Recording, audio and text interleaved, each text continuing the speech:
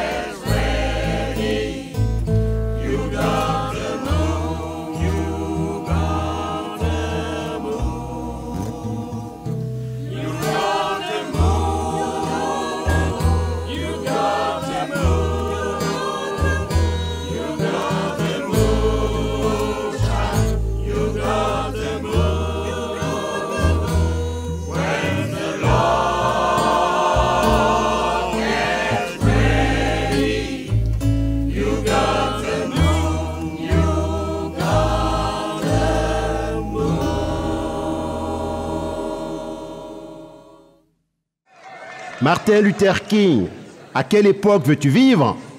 Bizarrement, je me tournerai vers le Tout-Puissant et lui dirai: si tu m'accordes de vivre juste quelques années dans la seconde moitié du XXe siècle, je serai heureux. Quelque chose est en train d'arriver à notre monde. Les masses populaires se dressent et partout où elles s'assemblent aujourd'hui, le cri est toujours le même. Nous voulons être libres. Voilà où nous en sommes aujourd'hui. Nous allons continuer. Mais, ou bien nous progresserons tous ensemble, ou bien nous coulerons tous ensemble.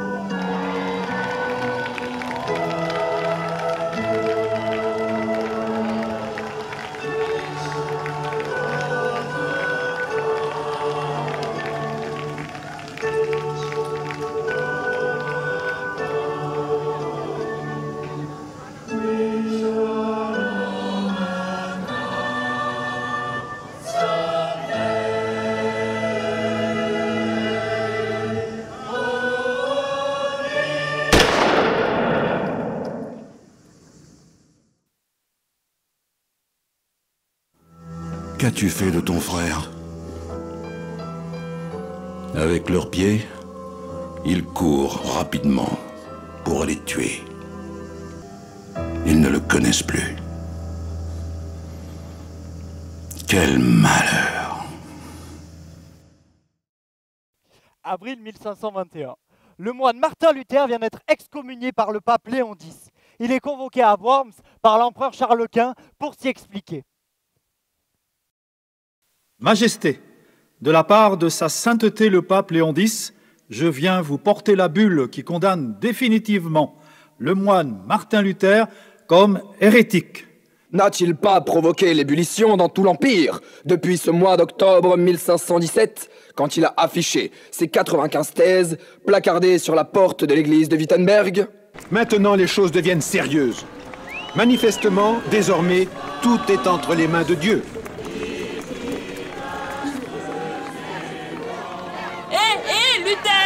Luther! Luther! Au nom du Dieu Tout-Puissant, baptise mon petit! Je l'ai appelé Martin comme toi! Viens dimanche à l'église, je le baptiserai ton Martin. Mais il n'est pas question. de laisser ce Luther remettre en cause l'autorité de l'Église sur le salut des âmes. L'homme chrétien est en toute chose le plus serviable des serviteurs. Il est assujetti à tous. Libre! Où allons-nous si tout le monde se prend pour le pape dès qu'il a une Bible entre les mains? Pour qui se prend-il, celui-là? Il a déjà eu sa chance. Qu'il soit excommunié. Alors soit, convoquez-le, ce petit moignillon, et l'affaire sera entendue. Le calme reviendra, et on pourra enfin arrêter ces Turcs mahométans qui menacent la chrétienté. Frère Martin, tu es convoqué à l'archevêché, devant l'empereur, le légat du pape et toute la diète. Tous les princes électeurs de la nation allemande sont là. Tu es prêt? Tu n'as pas peur? Ne t'inquiète pas. Par la parole seule, le monde a été vaincu. L'Église a été conservée. C'est aussi par la parole qu'elle sera rendue forte. Frère Martin, tu as été cité à comparaître devant l'Empire pour recevoir de toi des renseignements à propos des doctrines et des livres qui ont été rendus publics par toi depuis un certain temps. Dans la liberté du chrétien, prélude sur la captivité babylonienne de l'Église. Es-tu bien l'auteur de ces ouvrages condamnés par la Sainte Église? Allez, parle plus fort si tu oses. Il n'empêche que, à la condition qu'aucun mot n'ait été modifié dans ces livres que voici, j'en suis bien l'auteur. À la bonne heure, il avoue. Vas-tu donc te rétracter maintenant? Je suis prêt à tout et désireux, au plus haut point, de rétracter toute erreur et d'être le premier à vouloir jeter au feu mes livres. Ma conscience est captive de la parole de Dieu. Je ne peux, ni ne veux, me rétracter en rien, car il n'est ni sûr ni honnête d'agir contre sa propre conscience.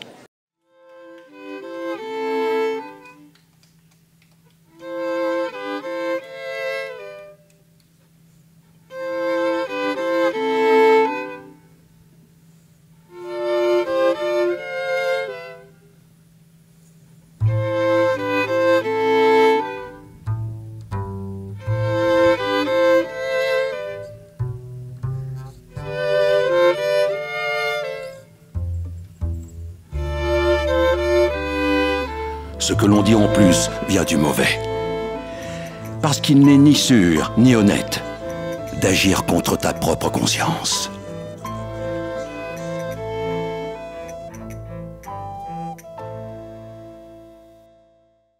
Ah, tu as raison. Avec ma conscience, j'arrive encore à m'arranger. Mais avec ma femme, carrément pas possible. Nous sommes à Genève en 1553. Michel Servet, intellectuel condamné par l'Inquisition en France, vient y chercher refuge. Pensez-vous, il a mis en doute le dogme de la Trinité. Toi, Michel Servet, nous te condamnons à devoir être lié et mené au lieu de Champel, et là, devoir être attaché à un pilotis et brûlé vif avec ton livre.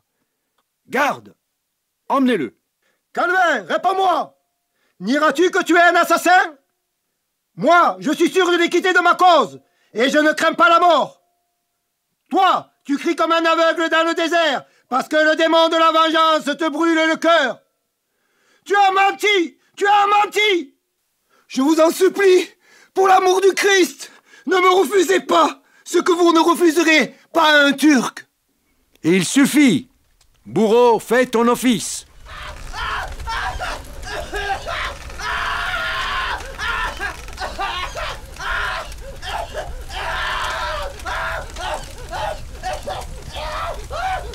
Oh Jésus, Fils du Dieu éternel, aie pitié de moi! On croit l'affaire réglée, loin de là. Ce n'est que le début. À peine les cendres de ce malheureux étaient-elles refroidies, que l'on commença d'agiter la question s'il est permis de faire mourir les hérétiques. En fait, cette mise à mort scandalise Sébastien Castellion, un ancien élève de Calvin. Ces deux-là se sont connus à Strasbourg. Calvin n'a jamais accepté de le reconnaître en tant que pasteur. Vexé, Castellion a donc rompu avec son ancien mentor. Et depuis Bâle, où il enseigne le grec, il mène l'attaque. Qui donc a nommé Calvin juge souverain, avec le pouvoir exclusif de prononcer la peine de mort? On me cherche chicane. La justice n'a fait que son travail. C'est à elle qu'il faut se plaindre. Pour ma part, je crois nécessaire de défendre la vraie foi. C'est facile de donner des leçons, bien cachées derrière ton bureau. Accorde-moi la liberté de ma foi, comme je reconnais la tienne. Si quelqu'un se sépare de toi, ne prononce pas sur le champ qu'il se sépare de la vérité. Ne le traite pas aussitôt de blasphémateur. Ne vois-tu pas que c'est une grande folie que d'imaginer qu'on peut tuer la pensée d'un homme à coups de hallebarde? Voilà la vérité. Tuer un homme, ce n'est pas défendre une doctrine, c'est tuer un homme.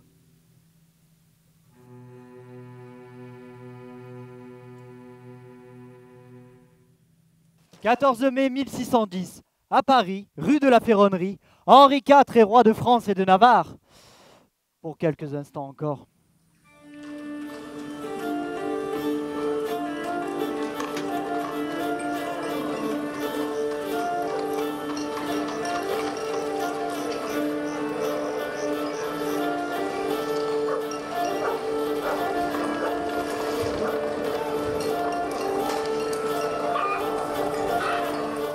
Le roué s'est bien marié, en peau de lapin ou de levrette, 100 000 écus à empocher, la Médicis était jeunette.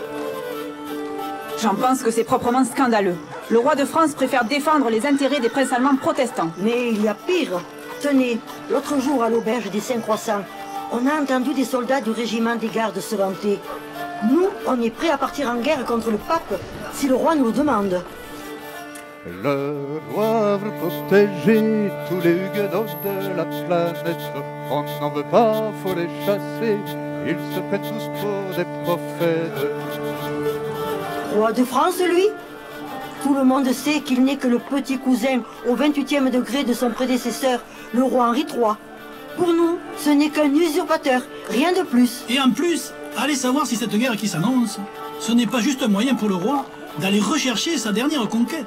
Cette petite Charlotte Montmorency que son cocu de mari a essayé de mettre à l'abri chez le prince Albert à Bruxelles. Henri IV, un roi très chrétien? Non, juste un trousseur de jupons sans la moindre espèce de morale, rien de mieux. À l'envers en quelque sorte. Le roué sera tué, Sauterand lui fera sa fête. Fini son règne dépravé, enfin libéré, on aura sa tête.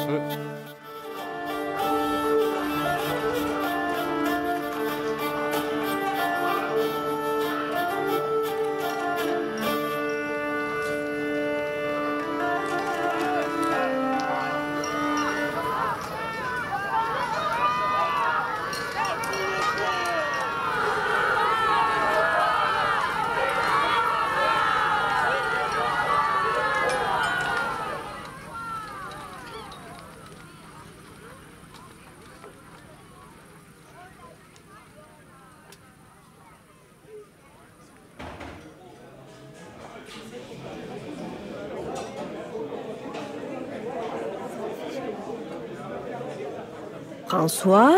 François! Réveille-toi! La Sainte Église a besoin de toi. Je suis prêt, Seigneur. Je suis prêt. Oui, je m'en souviens très bien. Un bon huguenot, c'est un huguenot mort.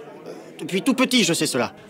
Il ne tient qu'à toi de leur prouver que tu es à la hauteur. Mais que faut-il que je fasse alors? Affronte le dragon rouge de l'Apocalypse!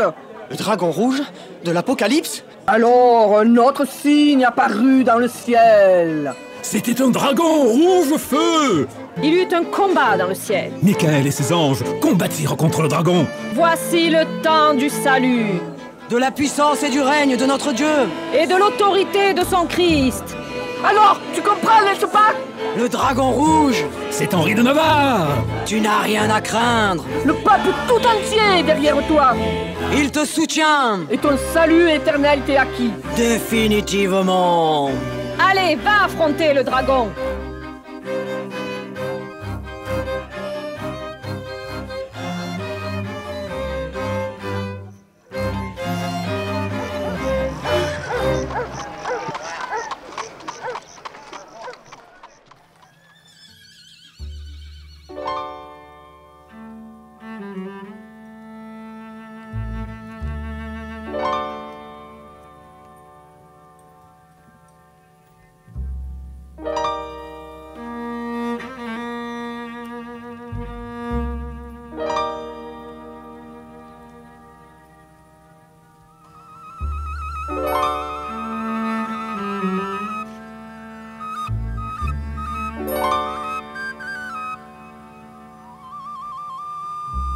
Tu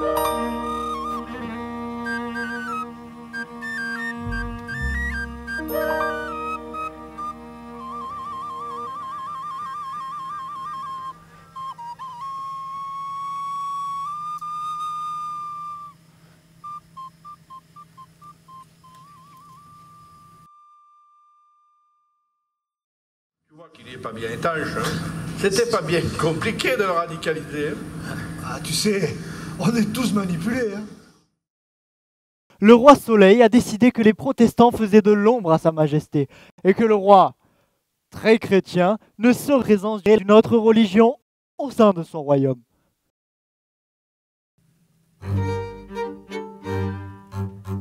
Monsieur mon fils, sachez que ce grand nombre de mes sujets de la religion prétendue réformée est un mal que je regarde avec beaucoup de douleur. Oui, père, il faut mettre un terme à cette infamie dans votre royaume. Il est temps d'en finir avec ces huguenots. Le scandale n'a que trop duré. Le tout Paris accourt pour entendre les sermons du grand Bossuet. Et rares sont ceux qui soutiennent la controverse avec Monseigneur, à tel point qu'on le surnomme l'aigle de Meaux. Il est vrai qu'il m'a déjà été donné de ramener à la vraie religion quelques brebis égarées, tel Monsieur de Turenne, maréchal de France et fils d'un compagnon huguenot de votre grand-père, le bon roi Henri IV. Sachez, monsieur, que je m'en réjouis beaucoup, mais je crains que cela ne soit guère suffisant. Il faut prouver à tous que puisque la vérité du christianisme est éternelle, je me fais fort d'organiser quelques disputes théologiques avec les pasteurs les plus en vue. Révoquer l'édit de Nantes, Majesté, ce serait égaler les empereurs Constantin et Théodose. Mais sire, toutes les occasions ont été trouvées d'ordonner la destruction des temples. On surveille les sermons des pasteurs. On leur a interdit de chanter les psaumes, même dans les maisons. Des dizaines d'arrêts, édits et autres décisions de justice tombent sur la tête des réformés comme la grêle sur les vignes. Et pourtant, ils résistent. J'affirme qu'il n'est rien de plus facile que de les convertir tous. Ah oui? Et quelle est donc cette recette miracle qui nous permettrait d'éliminer cette vermine? On nomme cela une dragonnade. Il semble bien que ce soit des plus efficaces. Eh bien, il suffit d'envoyer les dragons dans les provinces huguenotes pour être logés gracieusement par l'habitant en sélectionnant les rebelles de la RPR. Ha! À Bernice même, le pasteur a été le premier à signer la promesse d'adhésion à la religion catholique, apostolique et romaine. Au Vigan, le pasteur a cédé à la panique, il a quitté la ville de nuit pour s'enfuir en Irlande. Mon grand-père Henri IV aimait les huguenots. Mon père Louis XIII les redoutait. Mais, quant à moi, j'ignore l'un et l'autre sentiment. Nous voyons présentement, avec la juste reconnaissance que nous devons à Dieu, que nos soins ont eu la fin que nous nous sommes proposés, puisque la meilleure et la plus grande partie de nos sujets de la dite religion prétendue réformée ont embrassé la catholique. Nous avons jugé que nous ne pouvions rien faire de mieux pour effacer entièrement la mémoire des troubles, de la confusion et des maux que le progrès de cette fausse religion a causé dans notre royaume que de révoquer entièrement le dit édit de Nantes.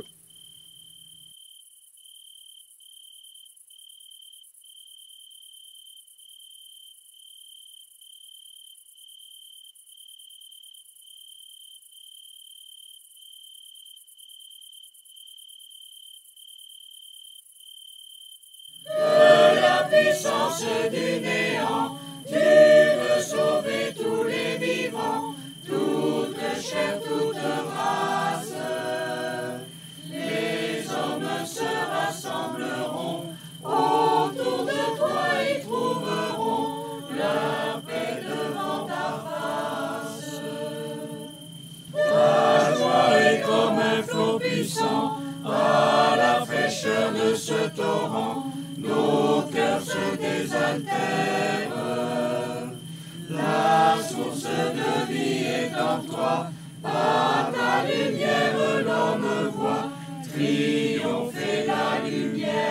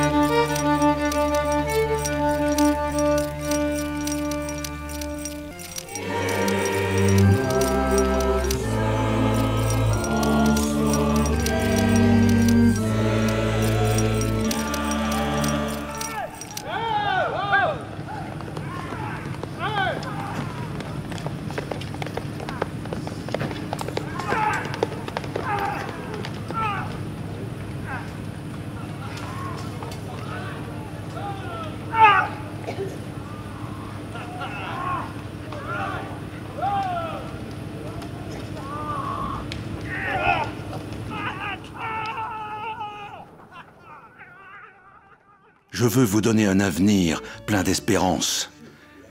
Je vous promets que les montagnes peuvent s'effondrer, les collines peuvent changer de place.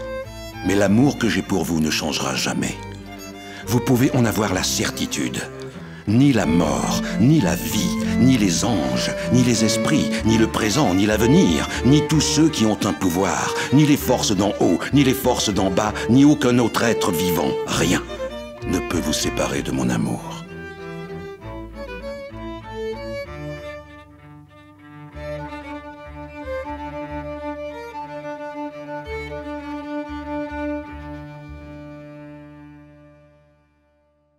Le philosophe Pierre Baal a trouvé refuge à Rotterdam, aux Pays-Bas. Je ne suis pas très en forme ce matin. Qu'est-ce qui vous arrive? Vous n'avez vraiment pas l'air dans votre assiette.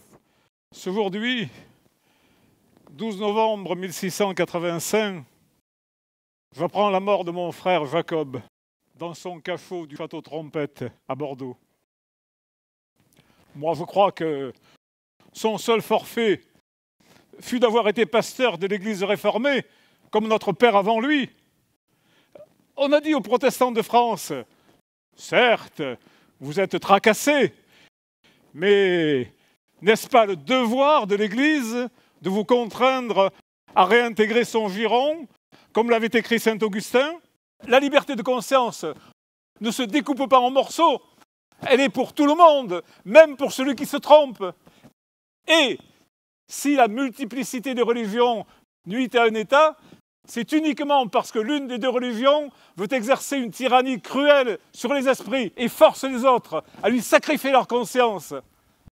En un mot, Raphaël, tout le désordre vient, non pas de la tolérance, mais de la non-tolérance. Vous avez bien raison, M. Baal. Faut l'écrire, ça. Écris, Raphaël, écris. Moi, j'en ai marre qu'on me tolère. Je voudrais qu'on me respecte. Tu vois, depuis tout à l'heure, tu me fais boire du vin. Moi, je préfère la bière. Tu as fait l'effort de boire une bière avec moi? Non. Tu attends que tout le monde fasse comme toi, et après, tu prônes la tolérance. Arrête de me juger, pour qui tu te prends? Vous avez vu sans doute l'édit de Fontainebleau, par lequel le roi révoque celui de Nantes. Rien n'est si beau que tout ce qu'il contient. Et jamais le roi n'a fait et ne fera rien de plus mémorable. Toutes les nouvelles de Versailles ne me parviennent que fort tard, mais à la vérité, celle dont vous me parlez ne pouvait pas m'échapper. Ce projet si pieux, si saint, si juste, a causé une infinité de maux. À ce jour, j'estime le nombre des protestants sortis du royaume entre 80 000 et 100 000 personnes de toutes conditions, occasionnant la ruine du commerce et des manufactures. En d'autres mots, on a saigné la France de ses forces vives. Je crus que le meilleur moyen pour réduire peu à peu les Huguenots de mon royaume était de ne point les presser du tout, de ne leur accorder rien de plus, et d'en renfermer même l'exécution dans les plus étroites bornes que la justice et la bienséance le pouvaient permettre.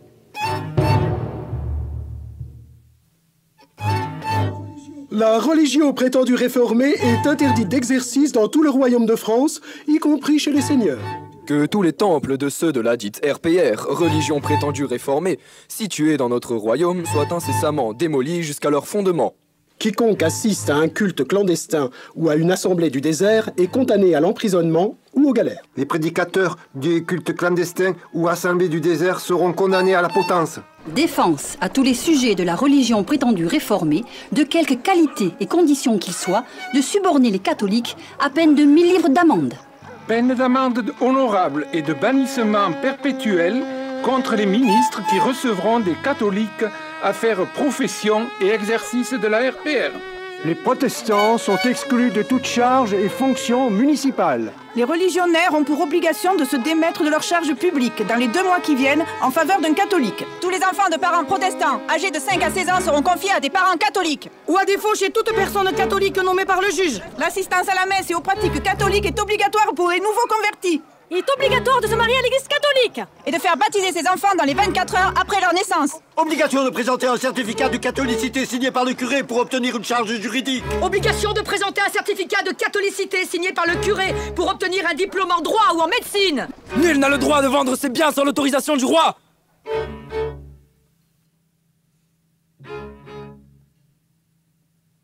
Au diable! Au diable, les guenauds! Au diable! Allez au diable! Au diable! Au diable, les guenauds! Au diable! J'ai vu la misère de mon peuple. Je l'ai entendu crier sous les coups. Oui, je connais ses souffrances. Et je suis venu pour le délivrer. Je veux l'emmener dans un pays beau et grand, qui déborde de lait et de miel. Oui, j'ai décidé d'agir pour vous aider, parce qu'ils vous font souffrir. Alors je vais vous retirer de ce pays où vous êtes dans la misère. J'arracherai mon peuple au pouvoir qui pèse sur lui. Le bâton qui blesse ses épaules, le fouet qui le frappe, je les briserai.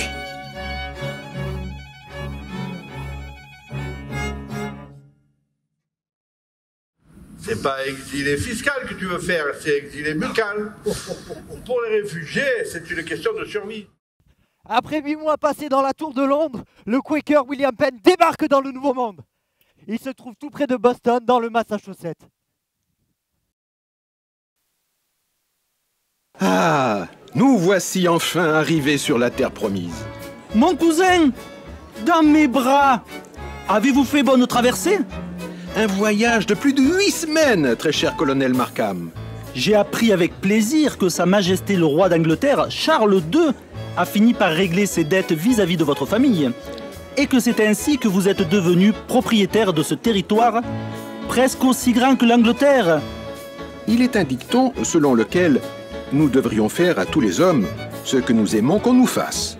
Ne faire aucune différence entre les générations, l'origine ou la couleur. J'entends qu'ici règne la liberté de conscience, chose juste et raisonnable. Un refuge, certes, mais il va falloir y mettre bon ordre, mon cousin. On compte sur vous, monsieur le gouverneur.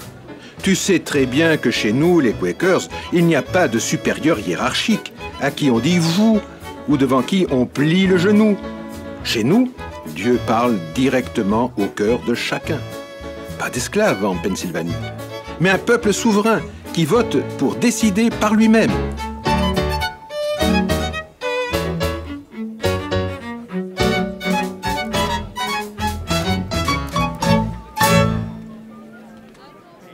Vous serez gouverné par des lois que vous aurez vous-même conçues. Je n'usurperai le droit de personne et je n'opprimerai personne.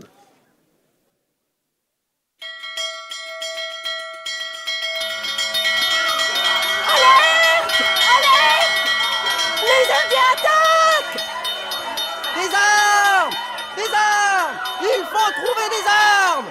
Les Indiens, on aurait dû les attaquer les premiers, comme les autres colonies, plutôt que d'attendre comme ça sans rien faire, pour maintenant se faire tondre comme des moutons. Mais, sœur, les Indiens arrivent. Nous allons mourir. Nous devons nous défendre. Il n'en est pas question. Sur la terre que Dieu a donnée, il ne peut y avoir ni armes, ni police, ni prison, pas même de légitime défense. C'est toujours en invoquant ce droit qu'on lance des attaques préventives qui provoquent la défense tout aussi légitime de l'adversaire, inaugurant ainsi le cercle vicieux des représailles. J'entends que vous déposiez les armes tout de suite. Le grand Dieu a jugé bon que j'ai des intérêts dans cette partie du monde qui est la vôtre. Et le roi du pays d'où je viens m'y a donné une grande province. Mais je désire en jouir avec votre amitié et votre consentement. Je suis très sensible à la dureté et à l'injustice dont ton peuple n'a que trop souffert de la part de gens de la partie du monde d'où je viens. Désormais, nous t'appellerons par ton nom indien, Onas.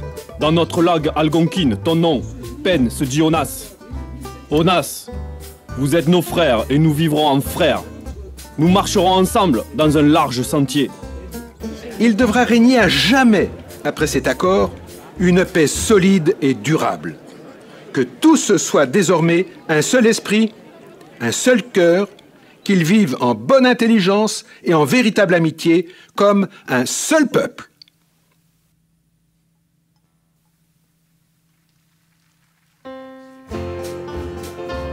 Alors le loup habitera avec l'agneau. Le léopard se couchera près du cabri. Le veau et le jeune lion mangeront ensemble. Un petit garçon les conduira. La vache et l'ours mangeront dans le même champ. Maintenant, je fais toute chose nouvelle.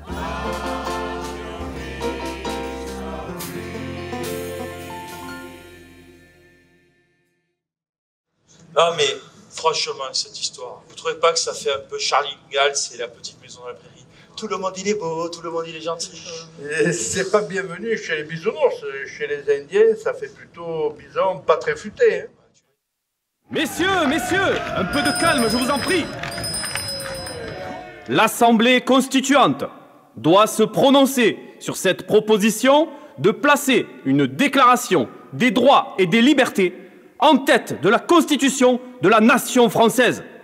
Mais le peuple pourrait en abuser. C'est bien trop dangereux. Citoyen Malouet, tu parleras quand ce sera ton tour. La parole est au premier député de Beaucaire. Citoyen Rabot-Saint-Étienne, à toi la parole. L'honneur que je partage avec vous, messieurs, d'être député de la nation et membre de cette auguste assemblée, me donne le droit de parler et de dire mon avis sur la question qui vous occupe. Mr. James Madison, vous avez la parole pour nous présenter le statut de la Virginia en matière de liberté religieuse. Gentlemen, Mr. James Madison speaking. Considérant que Dieu Tout-Puissant a créé l'esprit libre et que toutes les tentatives pour l'influencer par des punitions ou des contraintes temporelles ou des privations de droits civiques n'ont que pour seuls effets d'engendrer des habitudes de mesquinerie et d'hypocrisie. Les principes font que la liberté de pensée et des opinions est un droit inaliénable et imprescriptible.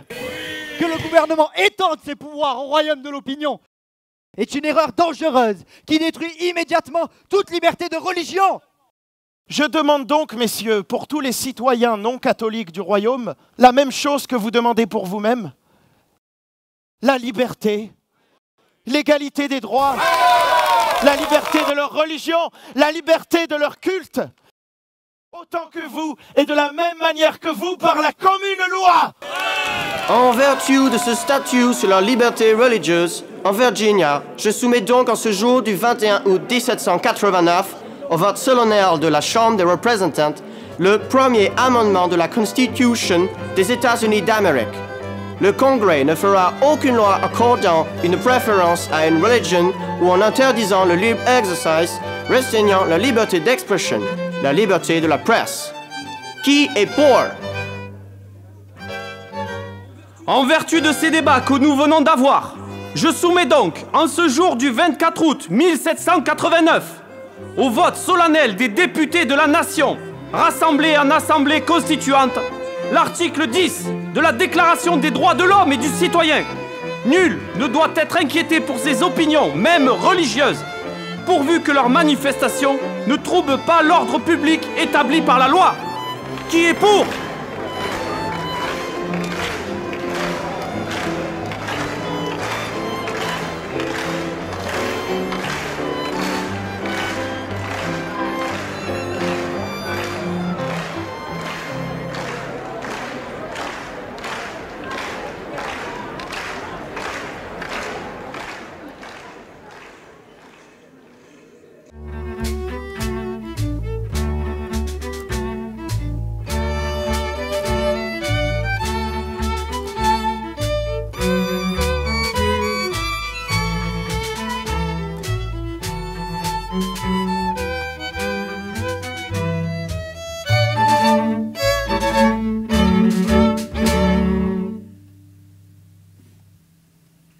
Soyez les bienvenus aux Folies Bergères, le lieu le plus festif de tout Paris.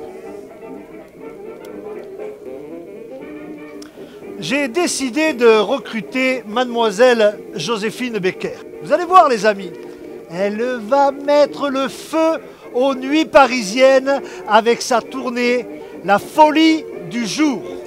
Nous recevons du monde, et du grand monde, en l'honneur de monsieur Ferdinand Buisson. Aujourd'hui, tout le monde a oublié qui était Ferdinand Buisson. Et pourtant, ce 10 décembre 1927, le tout Paris se presse pour la réception officielle donnée en son honneur.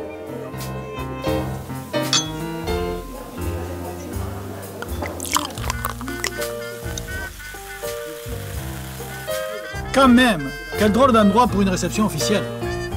Ah, monsieur le curé, vous êtes venu vous aussi? Pourtant, vous ne devez pas le porter dans votre cœur, notre Ferdinand Buisson national.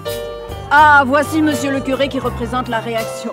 Bienvenue à cette fête de la raison, monsieur l'abbé. Vous ne vous sentez pas trop isolé? Vous cherchez peut-être une charmante compagnie? Oh, vous les instituteurs francs-maçons, ne commencez pas à me chauffer les oreilles avec vos provocations anticléricales. La rédaction des lois de Jules Ferry sur l'école primaire, laïque, gratuite et obligatoire, c'est lui, monsieur Ferdinand Buisson. Moi, je crois surtout qu'il est temps de dénoncer l'hégémonie intellectuelle qu'impose le protestantisme dans notre école primaire. Ce n'est pas vous qui me contredirez, n'est-ce pas, monsieur le pasteur? Admettez que les postes clés de l'école soi-disant laïque ont été monopolisés par des protestants depuis des années. Vous l'avez dit vous-même, ce n'est au fond qu'un libre penseur. Monsieur Buisson est-il encore chrétien? Permettez-moi d'en douter. Mais en fait, vous le savez comme moi, le vrai problème n'est pas là. Ah oui. Et selon vous, où se situe le vrai problème? La séparation des églises de l'État, la loi de 1905, voilà la source du déclin de la France. Voilà la source de tous nos maux. Voilà ce que Ferdinand Buisson a fait. C'est lui qui présidait la commission parlementaire, qui a préparé cette loi scélérate en 1905. Vous voulez savoir d'où vient le problème? Il tient en un mot. Laïcité. Voilà le vrai problème. La laïcité.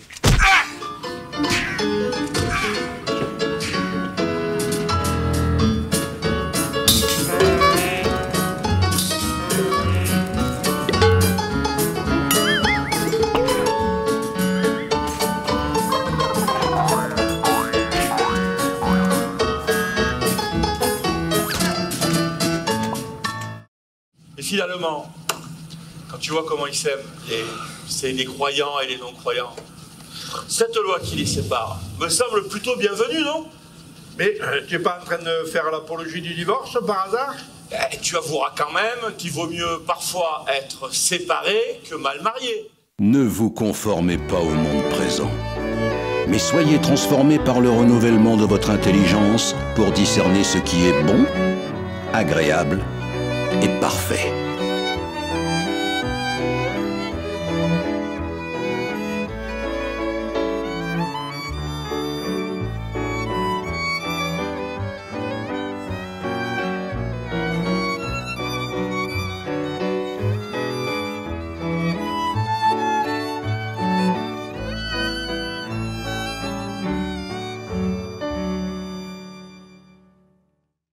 Comme chaque année, le temple de Chambon-sur-Lignon est plein à craquer. Tout le monde attend avec impatience le fameux conte de Noël du pasteur Trocmé.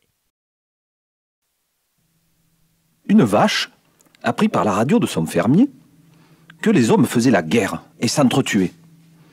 Elle rapporta la chose au cheval du voisin. Comme leur maître n'était pas tendre non plus avec eux, ils décidèrent de ne plus obéir. Mais c'est la loi de Dieu, objecta pourtant le cheval. Obtenons que Dieu change sa loi, répliqua la vache. Les hommes décidèrent alors une mobilisation générale, formèrent une innombrable armée. Ils crurent qu'en tuant une partie des animaux, le reste capitulerait. Il n'en fut rien.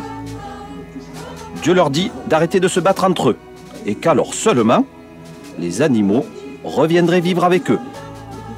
Les hommes n'avaient plus le choix. Ils acceptèrent et la paix fut signée.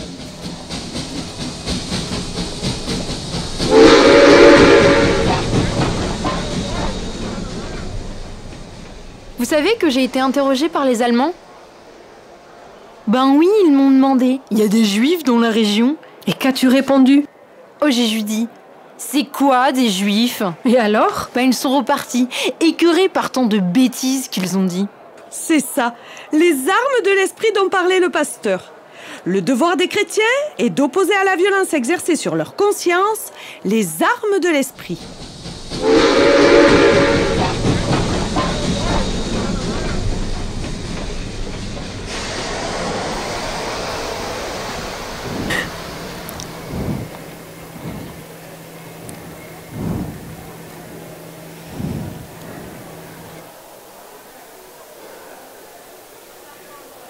Donnez-moi ça, les enfants. Ici, vous n'en avez pas besoin. Allez, c'est pas le moment de traîner. Vous êtes bientôt arrivés chez vous. On va vous trouver un bon petit lit, une bonne soupe et une famille. Et souvenez-vous bien du mot de passe. Quand vous arriverez dans les fermes, vous devez dire « Nous venons chercher du lait ». C'est compris, les enfants? Et je veux vous voir tous en forme demain à l'école. Et dimanche au temple, n'est-ce pas? Allez, oust, c'est parti.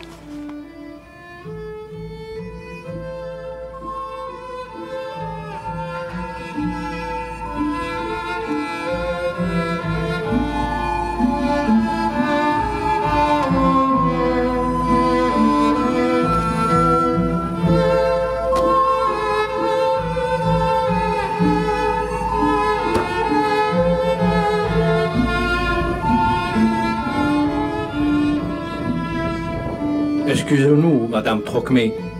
On ne fait qu'obéir aux ordres, mais nous devons amener avec nous votre mari, le pasteur. Vous comprenez, après ce qu'il a dit au ministre de la Jeunesse, on s'y attendait. Il n'aurait pas dû lui dire « Nous ne savons pas ce que c'est qu'un juif, mais nous ne connaissons que des hommes. » Je comprends bien, messieurs, mais mon mari n'est pas encore rentré. Il ne va pas tarder. C'est l'heure du repas avec les enfants. Vous allez manger avec nous en l'attendant. Eh bien, on n'a pas trop le goût à manger, vous savez. Allez, asseyez-vous. Les enfants, faites une place à table.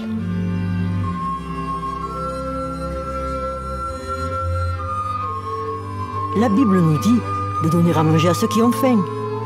C'est une chose normale. André, les gendarmes sont là. Ils sont venus t'arrêter. Ils vont prendre aussi Édouard et Roger.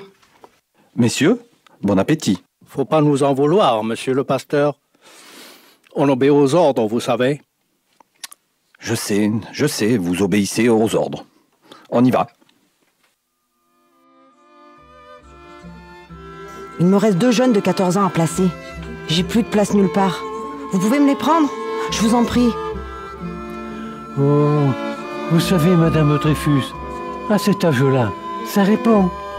Non, ce n'est pas commode. Et puis, ça mange. Nous, on est vieux maintenant. Écoutez, monsieur Courtial, la vérité c'est que ce sont 2 enfants juifs qui sont recherchés. Leurs parents ont été arrêtés.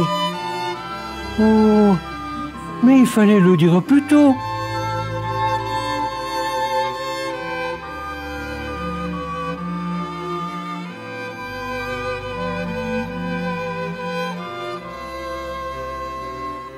Dis-moi, combien pèse un flocon de neige?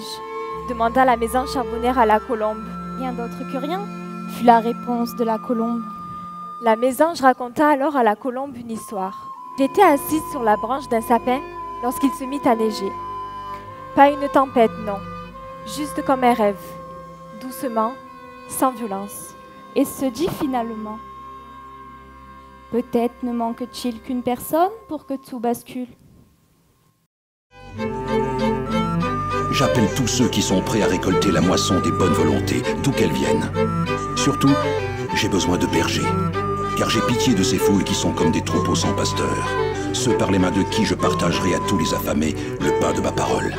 Venez tous, il y a du travail pour chacun, j'emploie tout le monde. Et ce soir, après la journée de travail, tous ensemble, on fera la fête.